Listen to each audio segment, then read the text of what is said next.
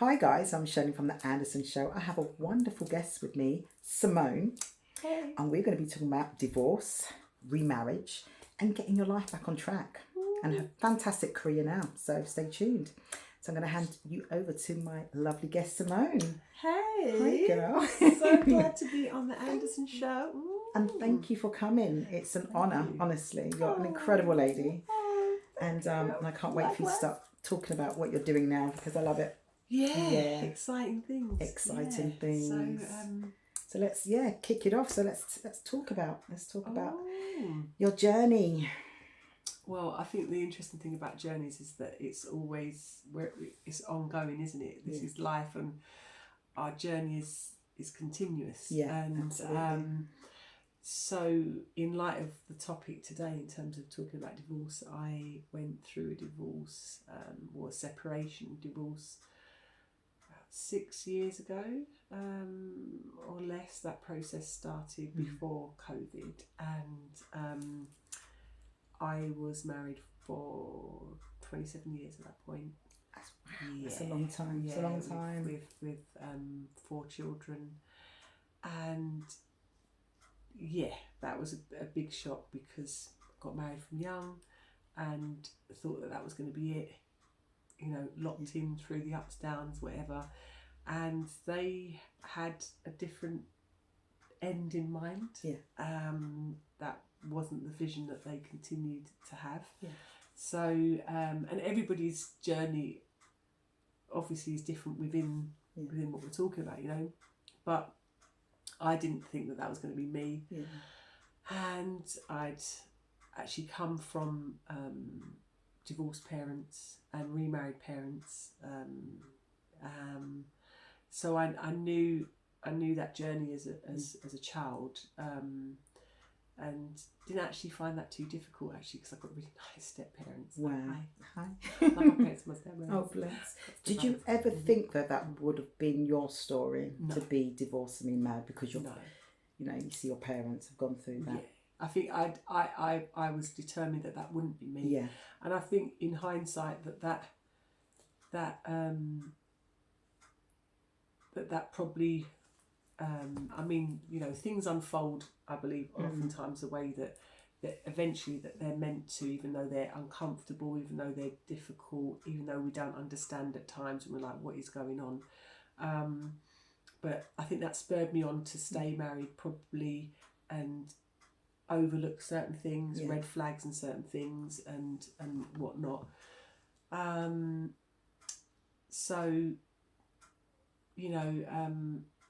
didn't expect to be in that position, and so it was what they wanted, and it really taught me that people really do have a free will. Yeah.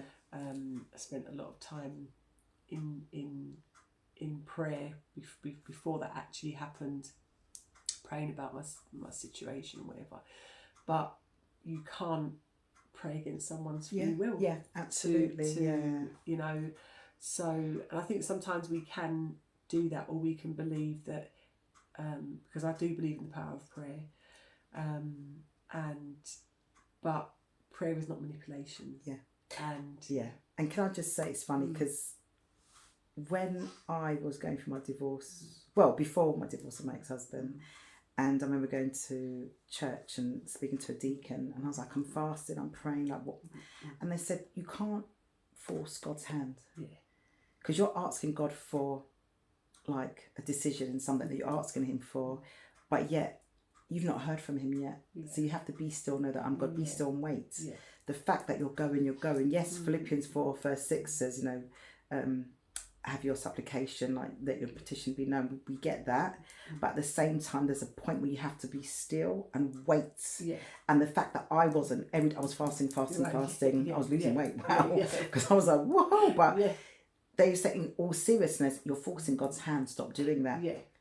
And they told me to stop. Yeah. Which is weird, right? So I'm thinking, a deacon telling me, but she said stop. And as you said, it just hit me. It's like, it's kind of manipulation because that's what you want. Yeah, that's right. That's your will of what you want. Yeah. And we can't, we can try to, but we're not meant to manipulate people's will.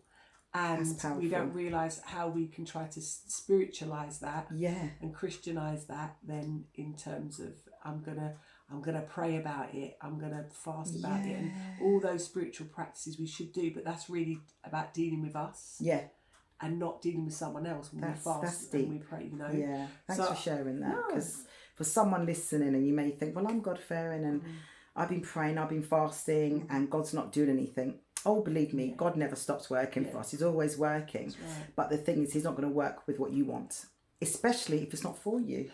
Exactly. He doesn't want to harm you. He wants to see the best for you. Yeah. But he's not going to give you something that is not meant to be for you. It's like, you know. Sometimes it's the answer that we don't want to hear. You know, like a child, sometimes the answer is it's just no. It's no. Sometimes it's wait, sometimes it's maybe, sometimes it's yes. And I think that is, you know, in terms of, you know, for those that have made a decision to follow the Lord, that it means I'm surrendering my will over to really accept what your will is for my life, and that may not always be comfortable.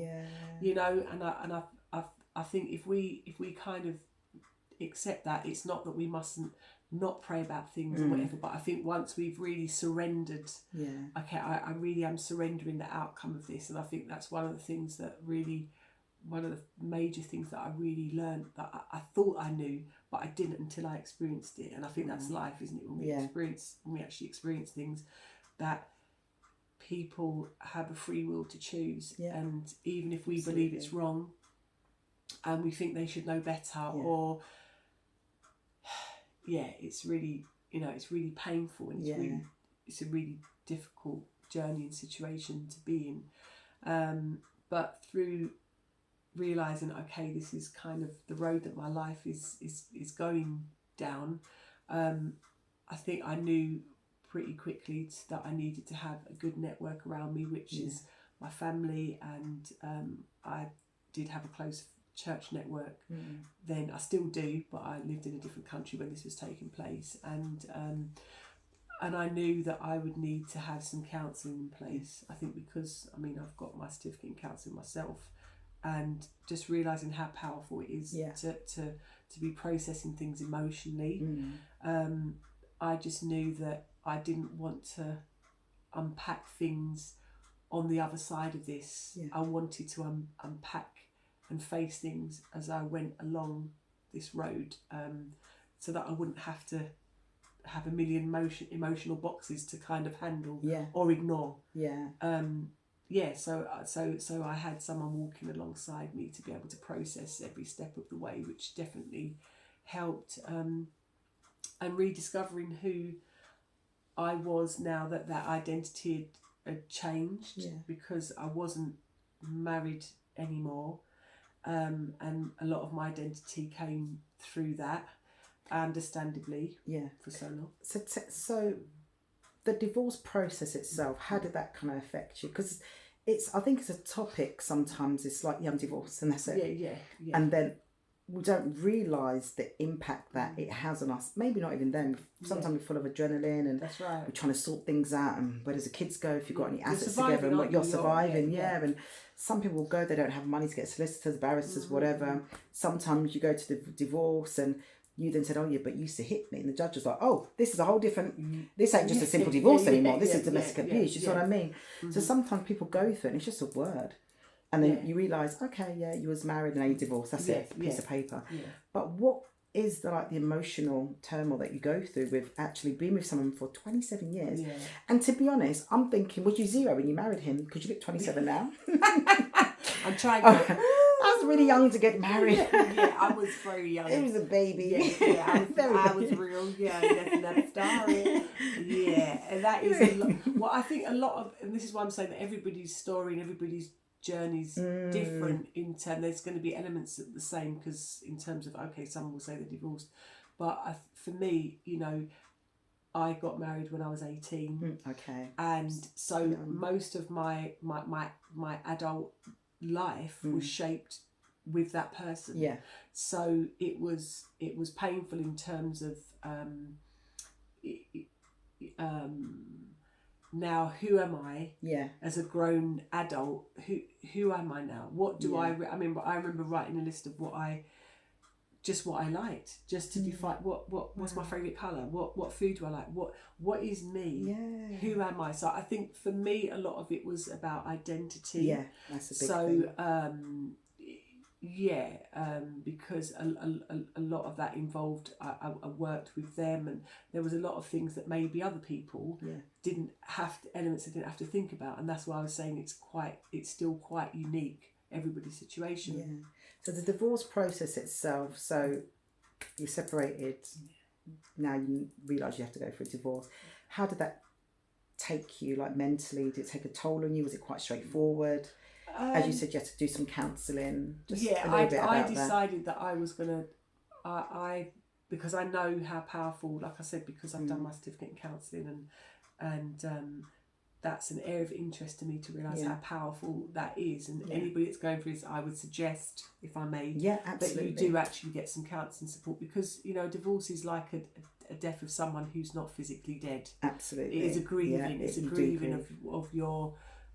for some people, maybe absolutely like, I'm really glad that this is happening, and I think it was a relief for me in terms of I was in a place where this person was definitely he'd initiated that, which I didn't expect, so that was another thing that kind of took me by surprise, and was definitely living a separate life before that came about, and through their actions, like making it clear they don't want to be part of this union anymore. I just didn't quite get it. So I think when I look back now, I was probably in denial, because things weren't made extremely clear. So that's what I'm saying, everybody's situation's different. And like closing that door on that chapter as well, I guess, for some people when they go for that divorce.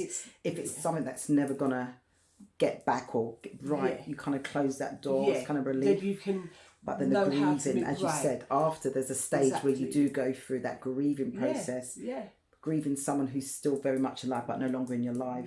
That's kind of dead. And all your, you know, you grieve what you can grieve what was, but also what you thought was going to happen. Do you see what I mean? You now grieve a future that isn't going to take place anymore. So I think I knew that was going to be important to straight away, that I personally thought, I'm not going to wait until after these formalities and things take place, because I know it's going to take an emotional toll, and I didn't want to be on the other side of that trying to unpack and deal with things. I wanted that support very much to be there as I was going along that process, so that I wouldn't be that I would be as healthy as possible, knowing that this is going to be, you know, there's going to be pain, there's going to be hurt, and I think for me that definitely sped up my healing process.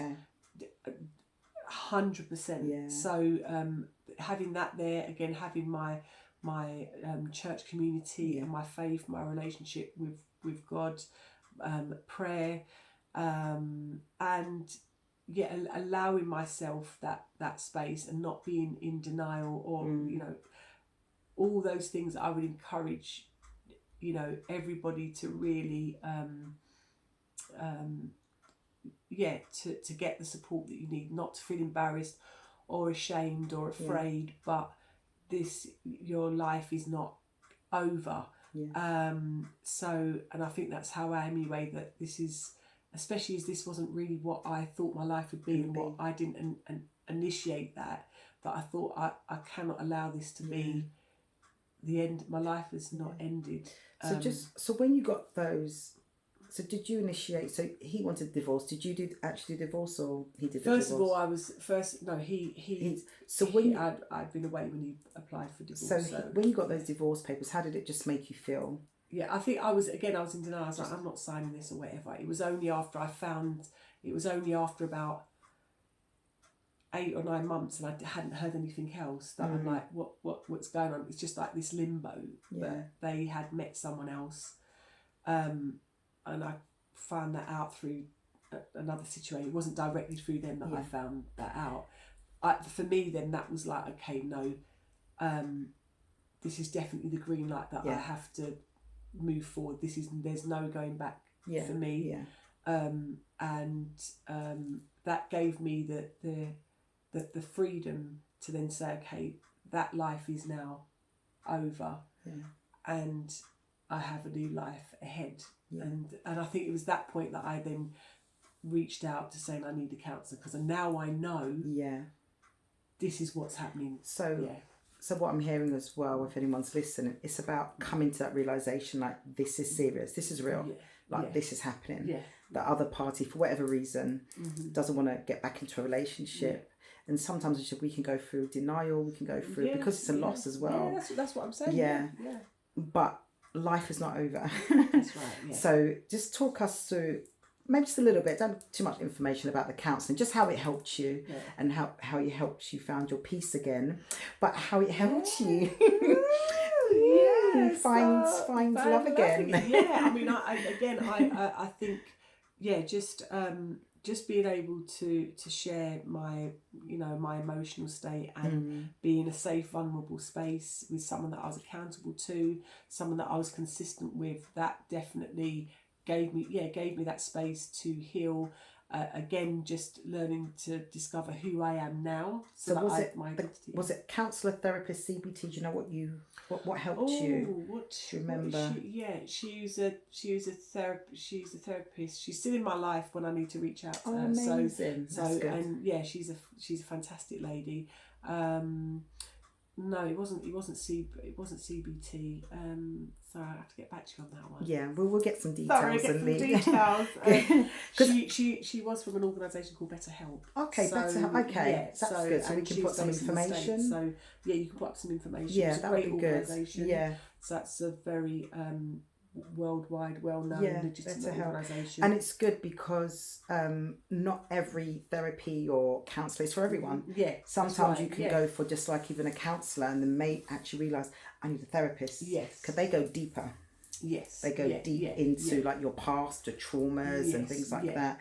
And sometimes the counsellor kind of works with you now. They still can go back and go deep, but they kind of want to work with you now. Let's move forward. Where the therapist will kind of want to shovel out all that, that trauma to propel you to get better. So it'd be nice just to put some information about that. I'd be happy to leave that with you, and you can share that with your viewers. That'd be great. So you talked about being with your therapist and how you had a safe space and a place to kind of talk. How you did that list, and I think that is a powerful. Thanks for sharing that. Who's your identity? Like who am I? What's your identity? I should say.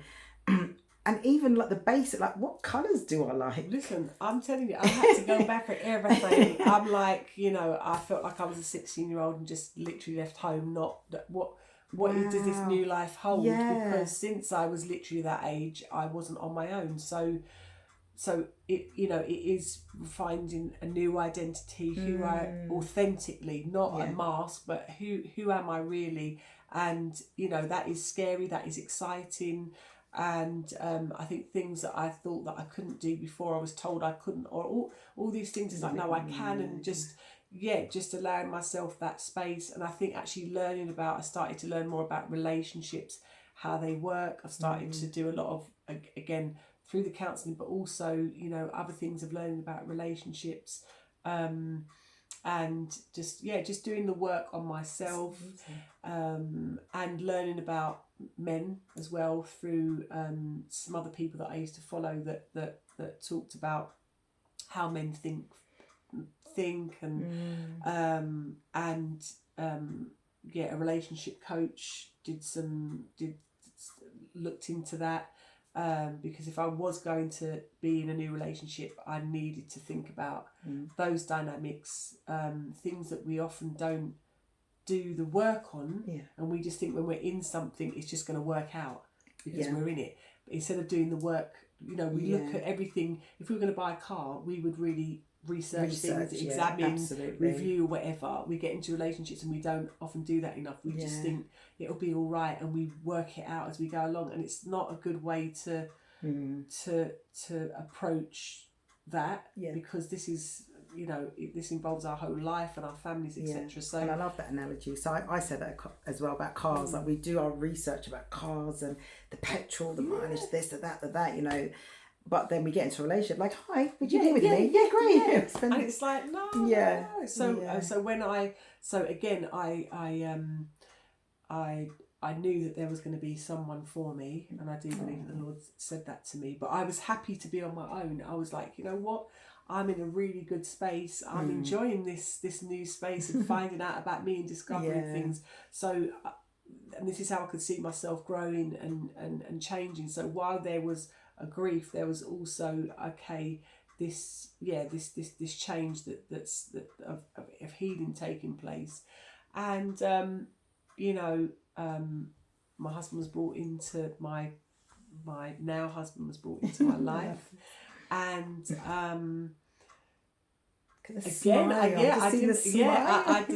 did not expect this to happen, even as soon as it had happened, and it wasn't forced. It was just so organic. It was just both of us were just like, you know, we're so good in our own space. We're not trying to force anything, and we just built a friendship because I was in one country, he was in another country, so we couldn't actually meet each other for a while, first of all. So it really was built on communication and friendship, which we so value now, which is how relationships should be built. Absolutely. But when we get into a space too soon with one another, that's when other things can take place and distort what you really need to see, etc.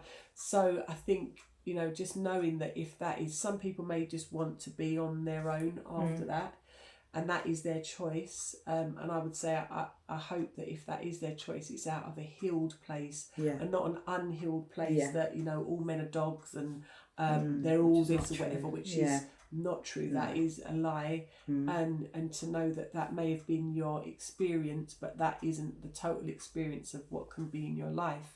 So I think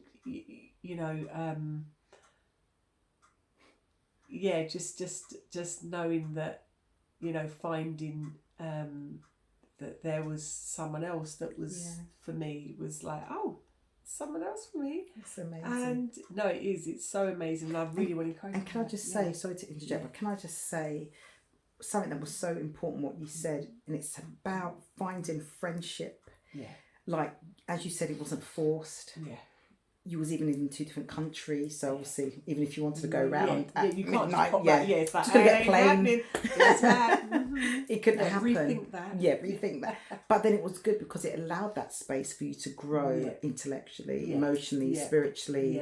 Let's have a conversation. What do you like eating? What do you like doing? And I think sometimes when you rush that relationship so quick, 100%. those things go out the window.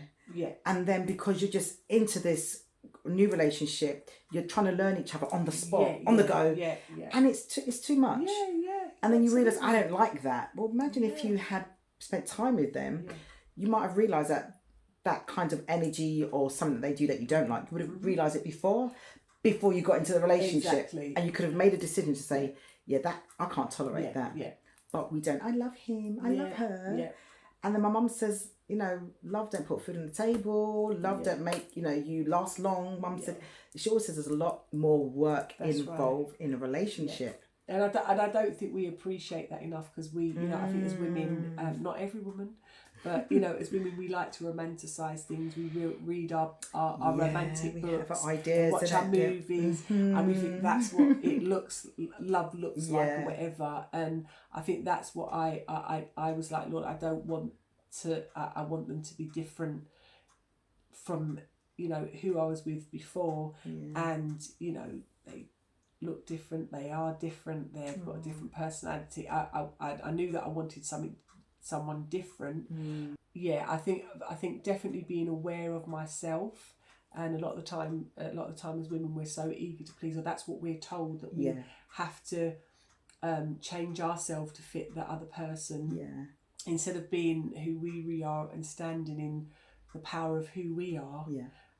How can someone love you if you don't know who you are? Absolutely. Or you're being someone else. They're not going to love, they're not loving the real person. So we have to be authentically ourselves. That's why I believe that we've got to do the work that we need to do, because we might want all these things, but are you going to show up for that person in the same way that you're expecting them to show up for you. Absolutely. You know, so I think it's definitely being self-aware, reflective, and going through that process. So yeah, so that happened wonderfully, and so so I got married 2 years ago. Congratulations. And thank you. And I'm just so grateful, just so thankful. So there's life after divorce. 100%, 100%. Life after divorce, and guys, just really supporting me in what I started to do. You know, they met me in a good space, like I said, of discovering, you know, who I am and the direction I want to go in. I started my own business, stepped out in doing that. So they met me in a good space, and that's why I'm encouraging them to do, like I said, to do that work, so you can stand in your strength. That's not to say that we're not vulnerable. Strength isn't about being like an iron lady. Or that kind of independent. I do everything by myself. No, because then there's no what can someone? How can someone come into the space in your life if you're doing it all? Doesn't make any sense. So how can someone come into the space in your life if you're taking up all the space and there's no room for them to bring anything or to be needed or whatever. So I think these are the things that we just have to look at, etc. So they saw me in that place of okay, I'm doing my thing, and I think that was quite attractive to them. I'm not a victim. I love that, attractive. So it wasn't like, I had a pencil skirt and some nice stiletto heels and a nice little shirt, and it could be button up, it's okay, fine, it was, I was doing what like God has created me to do. I was in my element. That's right. I was looking about myself and my well-being, my mental health, and that was attractive. So, and this is not just for the ladies, but all the young girls, but for men too. When you are pursuing someone, that's right. To be for me as a Christian, I'm sure for you, pursue God first. But pursue yourself first. Sometimes what's attractive is not that I've got a big Bentley or suits and stuff. To some people, yes, but we're not talking about the gold diggers here. We're talking about, down to earth people that wants a really good relationship, that wants to be loved and looked after, wants to be valued, honoured and respected, both ways. So what will attract you or attract someone to you? They have a good job or they're an entrepreneur and doing their thing. They know who they are. So they know who they are and they're confident. And I think that's so much more important than just looking good. Because you can look good, 100%. But on paper, there's nothing going on for you. Up here, there's nothing, not in a horrible way, but there's nothing going on for you. And then what happens then to that relationship when you've ran someone down? So many times you're love bombing somebody, and then when you get into it, then it's pure argument, and then you blame, because it's the marriage, because it's this person. It could be you too. No, 100%. And that's what I realise as well, is that we can often make someone else our fulfilment. Without realising that it starts with us working on ourselves first. Absolutely. And what we're presenting, and being in that comfortable space in ourselves allows someone else to be comfortable with us. Absolutely. And so that is, I do believe that is attractive. It starts from the inside out and will filter outwards. It's amazing. And so we've talked about divorce and healing and counselling and meeting someone new and working on yourself and identity. So where are you now? Where am I now? Obviously you're here with me. Obviously. I really am here. It's not AI. No, it's not. We're not AI. This is real. I was just going to say that as well. But I thought I can't pinch her because she could sue me. No, I'm joking. I know. It was all a joke. Could you imagine? But I think there's lots of there's always still work to do. But I think in terms of what I'm actually doing, I sing. I've always sung. So the business what are you? Come on. Currently I'm focused. What my focus is right now. So I'm a wedding celebrant and singer. So I create personalised ceremonies for bride and grooms, create those ceremonies with them, and then perform those ceremonies. Amazing. So I'm still doing that in Spain. Because you started out in Spain. Yeah, started out in Spain. I founded that Soulful Ceremonies Spain. That's where you was living. That's where I was living, and now I've created alongside that. So that's the international arm of that. Wow. But now I'm the Soulful Celebrant.com here in the UK. So that's still that service that I provide as a celebrant and singer. So I sing and provide entertainment at weddings, but also events, so birthdays, celebrations, corporate events. I'm still doing that by myself, also with a live band. Wow. Also have a gospel choir if required for events. So there's lots of elements. And a new thing that I'm launching in the next couple of weeks is Sing Out and Smile. Sing Out and Smile, which is a community initiative inviting people that may be struggling with low mood, mental health, anxiety, and not just people may not be suffering that, but they want to come to a safe, fun space and just sing. They want to sing out their worries, sing out their stress, and they want to come in. They might come in one way and leave smiling and having interaction with other people, but it's not a choir, it's not a vocal lesson, even though there'll be little nuggets that I'm able to pass on as a singer. But it's about being in a safe space with others, just singing and enjoying that moment. That's amazing. So and do we get a little bit of a one-liner, a little song? Oh, come on, girl. Oh, yeah. So they'll just have to come along. You should come along as well. That's smooth. Ooh. So if you want more of this, I'm going to leave Simone's contact details. And and of this new amazing project. It sounds phenomenal. And I love that because there was an organisation, they used to do like dance, like people going through depression and stuff like that, they'll come and dance. And they also do obviously the one with music, but this is singing. This is singing. That's right. And you can dance too. Yeah, listen, if you want to dance, if my dancers want to come along, it's just that space to just feel relaxed and there's no audition. You don't have to be a singer, you just want to enjoy the act of singing because that's very therapeutic in itself. I've done some work with kids with autism. I've worked with dementia care, people suffering with dementia issues, and just the joy of singing and what that does to you physically, mentally, emotionally, spiritually is so powerful.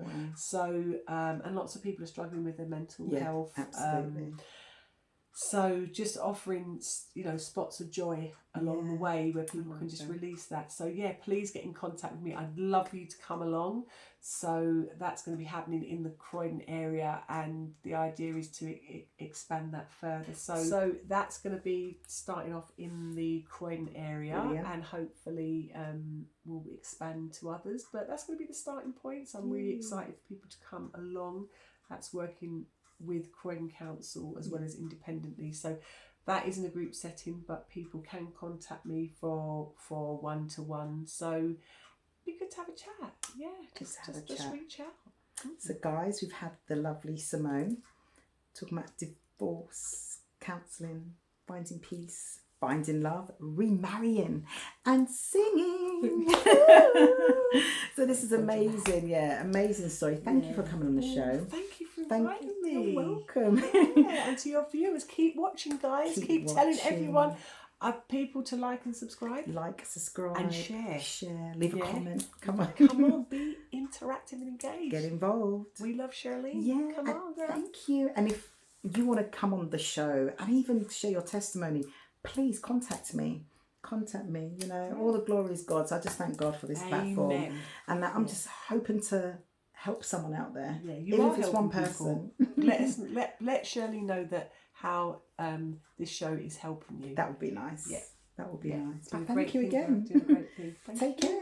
Bye, guys. Bye.